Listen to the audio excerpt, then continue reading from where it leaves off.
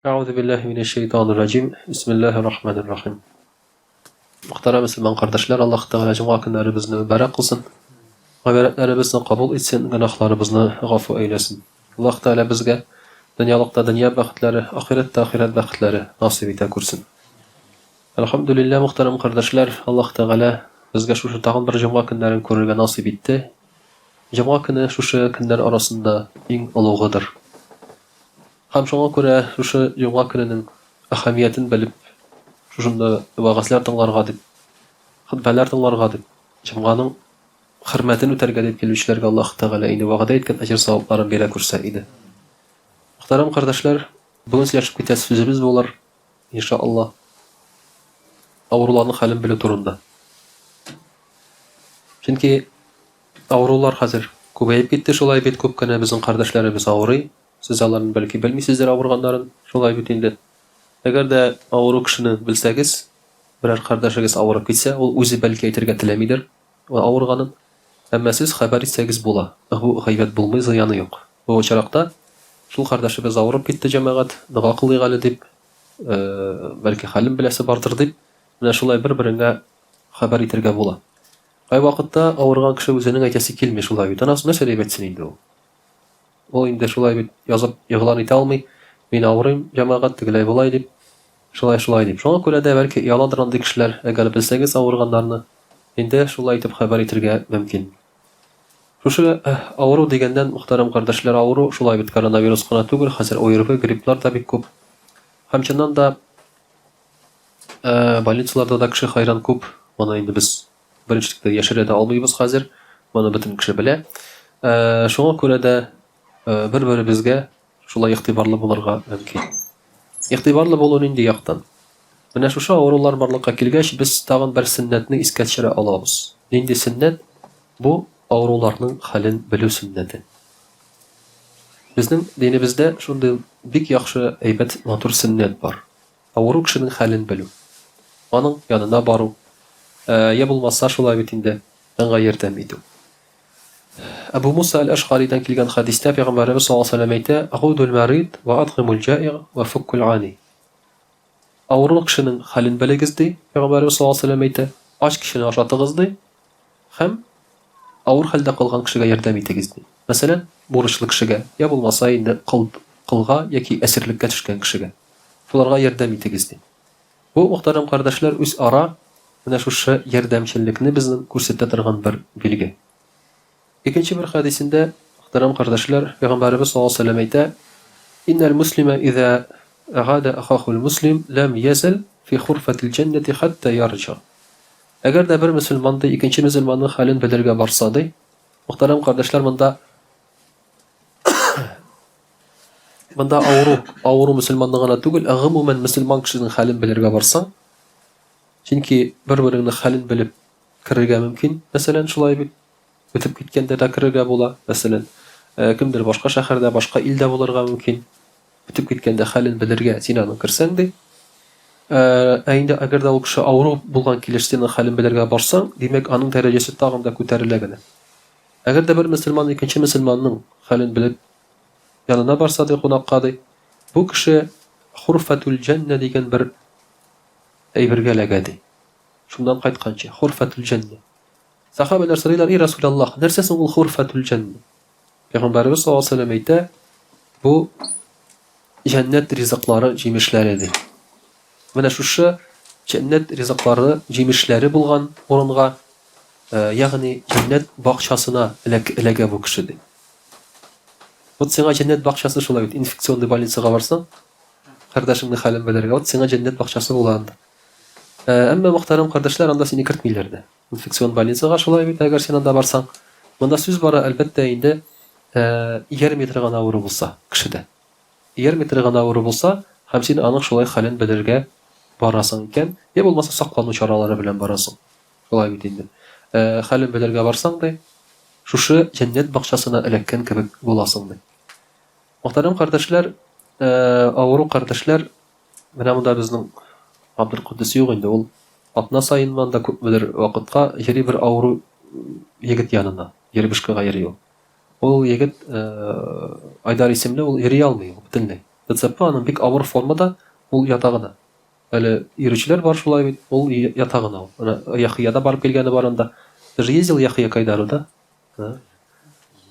Да, вот Яхьяда йөрә шулай бит анда. Менә шундый кешеләрнең алар авырулар шулай бит инде. Абдулкудус анда мине дә чакыра, әйдә барабыз ди.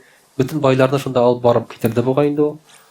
Мәйтәм нәрсәгә син анда мәйтәм йөртәсең байларны дигәчтен, ул әйтә, күрсеннәр ди. Инде кешеләр бар икәнен ди. Ул тоже бик хикмәтле бала ул. Шулай бит күрсеннәр ди, инде кешеләр бар икәнен ди. Атуда теге Мерседестан Porsche Cayеннда гына сикереп утыралар да ди. Тормыш шулай, бөтен кешенең шулай дип уйлыйлар ди. Менә шуңа күрә мөхтәрәм кардәшләр, әлбәттә, шушындай авырулар янына барып килү, бу беренчедән аларга күңелле. Алар бит дөнья күргәннәре юк, яталар. Буларның бөтен информация алулары хәзер килгән кешедән. Анда авырулар бигрәк тә. Шуңа күрә менә шунда алар янының хәлләрен белеп барырга мөмкин. Һәм дә инде бу җәннәт бакчасында утыру белән бер була ди. Бер караганда без моны аңламыйбыз. Шулай бит. Ничек инде җәннәт бакчасында утыру була, әгәр син барсаң, берәр инде кызлар янына. Шулай бит. Бу җәннәт бакчасы була. Безнең бер бабай сөйлидер, яшь чакта, "Во ди, ул ди кызлар янына килеп утырасың, ди, кычаклыйсың, ди, кылак төбендә кышлар сайраган кебек була ди."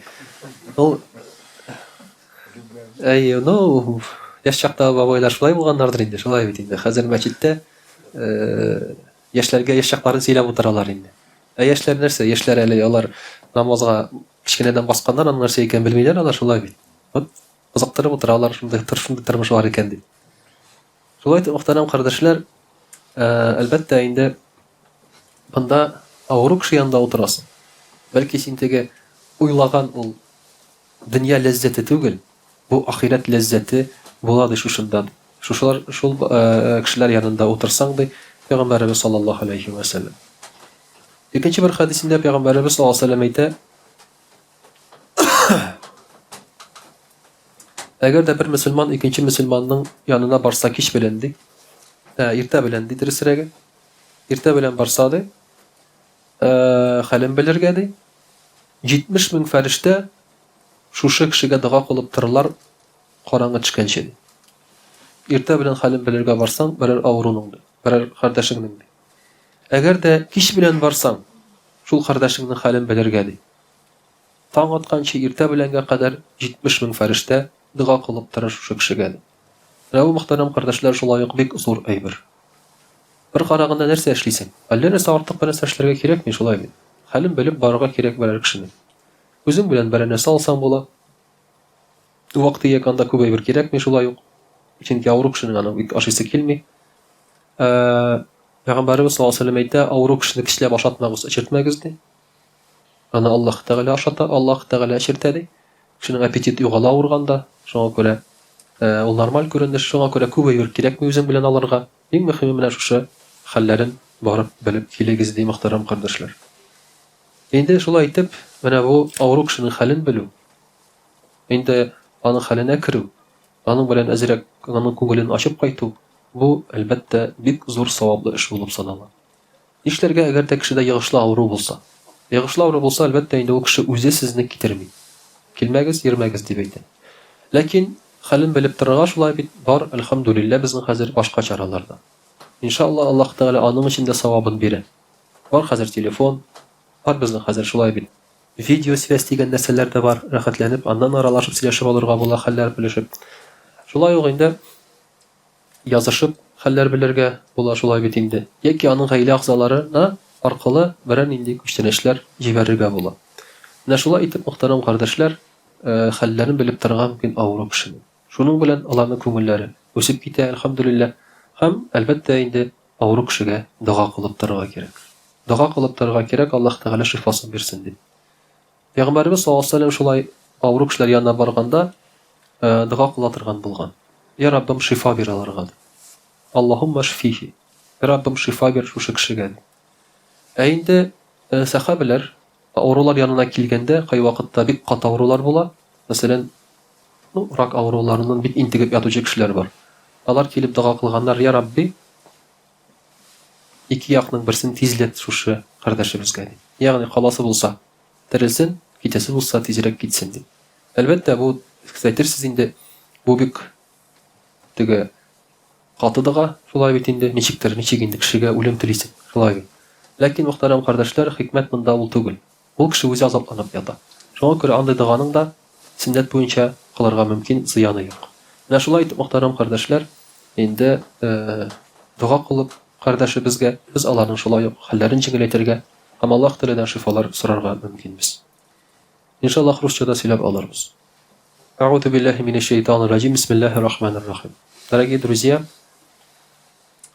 сегодня постараемся чуть-чуть покороче сделать, чтобы долго не сидеть в одном месте, так скажем, в закрытом пространстве. Сегодня мы с вами разговариваем о навещении больного. Не секрет, что сейчас больных людей стало больше в последнее время, даже среди наших знакомых. Они все время были на самом деле. Были люди, которые болеют хроническими заболеваниями, долгими какими-то болезнями, которые долго даже в больницах лежат. Или есть, которые от рождения у нас больные люди. И вот сунна навещать таких больных людей, дорогие друзья.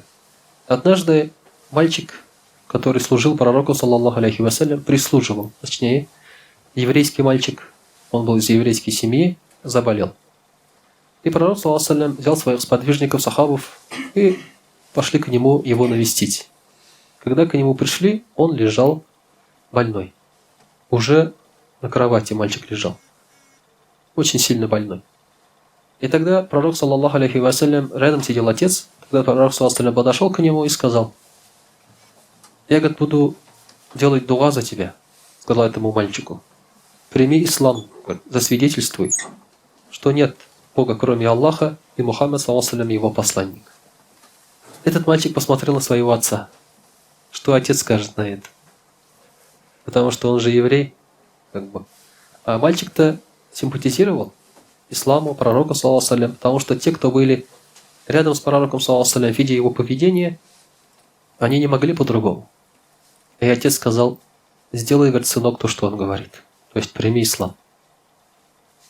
И он принял ислам, этот мальчик, и ушел мусульманином. Вот таким вот образом, дорогие друзья, пророк, саллаллаху алейхи вассалям, был очень внимателен к больным людям. Пророк, саллаллаху алейхи вассалям, когда слышал, как кто-то болеет, всегда старался его навестить сам лично или отправлял, если не мог, сподвижников, узнать, как у него дела. Если были люди, которые при смерти лежали, тоже либо сам ходил, либо отправлял людей и давал советы по этому поводу. Поэтому это сунна. Это сунна, причем, можно сказать, сейчас забытая, к сожалению, и которую мы должны восстанавливать. Это, если у нас появляется какой-то больной человек среди нас, среди наших братьев, это милость Аллаха, чтобы мы получили эту милость, узнав, как у него дела, и навестив его. Каждый раз, как кто-то из наших братьев оказывается, к сожалению, в больнице по тем или иным причинам, поэтому навестить его, узнать, как у него дела, конечно же, это очень приятно и ему, но прежде всего тому, кто навещает. Когда навещаешь больного, вспоминаешь Аллаха, субханаху ва тааля, благодаришь Аллаха за свое здоровье, потому что только в этом случае ты видишь, насколько ты богат на самом деле. Когда один человек сидел и просил у дороги, другой его спрашивает: «А почему, говорит, ты попрошайничаешь?» Он говорит: «Я, говорит, очень бедный». «Ну ладно, говорит, продай, говорит, мне свою руку за 1 миллион». «Что?» говорит, «Иди отсюда». «Ну ладно, говорит, продай, говорит, мне ногу за 2 миллиона». «Иди отсюда», говорит, «ты что говоришь? Видишь, говорит, у тебя есть 2 руки по 1 миллиону и 2 ноги по 2. Ты очень богатый человек. Ты даже об этом не знаешь». То есть иногда человек сам не знает, чем обладает. Человек, который обладает здоровьем, это очень богатый человек. И ему есть за что благодарить Аллаха, субханаху ва тааля. Даже если он сейчас, так скажем, не обладает большими суммами денег, но он очень богат. Богат именно в плане здоровья. И сходив в больницу, ты понимаешь, насколько ты здоров. Поэтому пророк, саллаллаху алейхи вассалям, для самого человека рекомендовал навещать больных. Помимо этого, конечно же, навещать нужно и сирот. Это тоже смягчает сердце. Когда ты видишь сирот, совсем уже по-другому начинаешь смотреть на жизнь. Также пророк, саллаллаху алейхи ва саллям, говорил в одном из хадисов: поистине, говорит, Аллах Тааля в судный день скажет: «О сын Адама, я болел, почему, говорит, ты меня не навещал?» Аллах Тааля скажет человеку. Человек скажет: «О Аллах, ты же Господь миров, как я тебя буду навещать, и как ты будешь больным?» На что Аллах Тааля говорит: «Разве ты не знал, говорит, что один мой раб, такой-то раб, заболел, по имени скажет, а ты его не навестил?» То есть будут претензии к нам. Если мы не навестим какого-то брата, знакомого нашего, к нам будет претензии. Аллах Тааля скажет: он болел, а ты его не навестил. Иногда какие-то вещи можно не сделать. Об этом даже не вспомнят. Но оказывается, если твой брат болел, а ты его не навестил, то это будет претензия в судный день. Почему не навестил? Спросят об этом. Это очень страшно, дорогие друзья. Причем Аллах Тааля спросит не просто так, почему ты его не навестил. Он скажет: почему ты меня не навестил, когда я болел? Навещение больного, значит, брата, мусульманина, это все равно, что навестить Аллаха, субханаху ва тааля, когда он болеет. Конечно же, Аллах Тааля не болеет. Поэтому, дорогие друзья, Аллах Тааля говорит: если бы, говорит, ты его посетил, этого больного человека, ты нашел бы меня там, о сын Адама. То есть ты меня, говорит, нашел бы там, у этого больного человека. Также Аллах Тааля говорит: о сын Адама, когда я хотел есть и просил есть, почему ты меня не накормил? Он скажет: как же я тебя накормлю, если ты Господь миров? На что Аллах Тааля скажет: такой-то мой раб просил еды, а ты его не накормил. Это тоже будет претензия. Поэтому я вот на самом деле очень боюсь, когда люди приходят ко мне и спрашивают еду. Денег спрашивают, это ладно. Еду, когда спрашивают, очень боюсь этого. Вдруг это Аллах Тааля скажет: вот он хотел есть, а ты его не накормил. Часто бывает, на улице подходят, в кафе там часто подходят и спрашивают еду. Вот такие, дорогие друзья, моменты могут быть. Аллах Тааля может сказать: такой-то раб мой хотел есть, а ты его не накормил. И тогда Аллах Тааля скажет: если бы ты его накормил, то нашел бы меня там, то есть у него. Также Аллах Тааля скажет: когда я хотел пить, почему ты меня не напоил? Человек скажет: как же я тебя напою, если ты Господь миров? То есть ты в этом не нуждаешься. На что Аллах Тааля скажет: такой-то мой раб хотел пить, а ты его не напоил. Если бы ты напоил его, то нашел бы меня там у него. И, дорогие друзья, можно сказать, продолжить этот хадис, хотя он здесь заканчивается, но можно, используя кияс, продолжить, что если какой-то брат-мусульманин нуждается в чем-то, просит о чем-то тебя, одежда, например, да, помощи, это в других хадисах уже приходит, и ты, если поможешь ему, найдешь там Аллаха, субханаху ва тааля. Найдешь там Аллаха. Вот это действительно очень важный для нас момент. Мы ищем сладости имана. Мы хотим насладиться верой нашей, соблюдением ислама. Иногда ислам для нас тоже превращается в привычку. Мне часто приходят люди и говорят: хазрат, вот такой-то человек, набожный, мусульманин, туда-сюда, деньги не возвращает. Мне говорит: можешь с ним поговорить? Или почему себя так ведет, что он деньги не возвращает? Я говорю: не знаю, брат, он мне тоже не возвращает. Что ему скажешь, да? Поэтому ислам для нас превращается в привычку. Вот это пафосные, красивые слова какие-то. А за исламом, то есть человек перестает чувствовать сладость веры. Намаз читает, не чувствует сладость. И поэтому, чтобы почувствовать, нужны какие-то движения, шаги какие-то делать. И один из таких шагов как раз посещение больных людей, где ты найдешь Аллаха, субханаху ва тааля, и, соответственно, почувствуешь сладость веры. وأقول قولي هذا وأستغفر الله الغفار لي ولكم ولسائر جماعة المسلمين الحاضرين أجمعين إنه هو الغفور الرحيم الجواد الكريم وسميع الدعاء.